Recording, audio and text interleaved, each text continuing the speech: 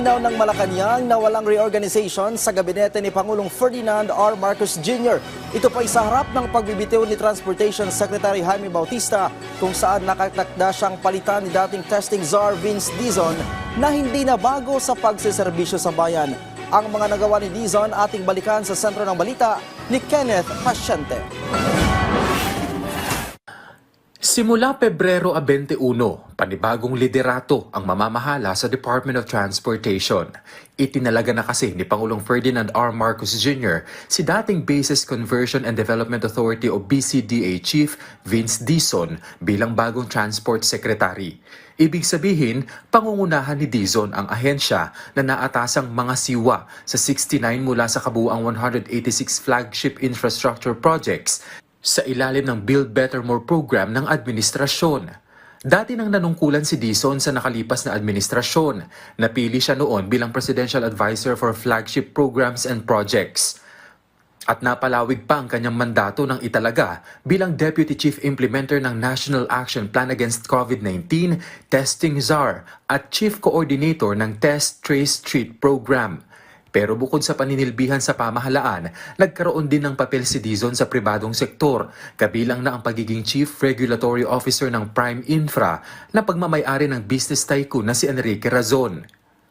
Una nang sinabi ng Presidential Communications Office na may malawak na karanasan si Dizon sa government service na aabot sa 26 na taon sa parehong sangay ng lehislatura at ehekutibo ng pamahalaan.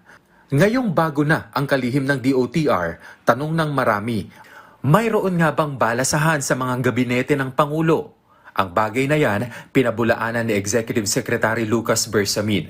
Sa isang ambush interview, nilinaw ng kalihim na wala siyang ideya sa mga espekulasyon na may namumuo umanong reorganization sa gabinete ng Pangulo. Well, I do not know yet kung how true they are or if there is any basis, but usually speculations are always there. Hindi naman namin pwedeng sabihin sa inyo until na nangyari na yan because we do not have compelling reasons, but speculations are rife, so we just cannot dignify speculations. Tanging rason lamang anya sa pagpapalit ng liderato ng DOTR ay ang health concern ni outgoing Transport Secretary Jaime Bautista.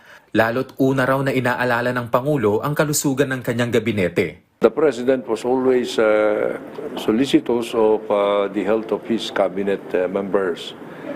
So when the President and Secretary Bautista talked about it, it became clear to the President that Secretary Bautista may really need to take a rest from official duties.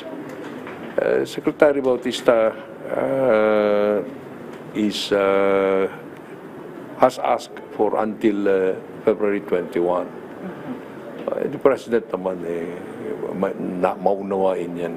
Pinabulaanan din ng kalihim na may mga grupo umano ang hindi nasiyahan sa paninilbihan ni Bautista at hindi rin anya totoo na pinagbitiw ito sa pwesto. No.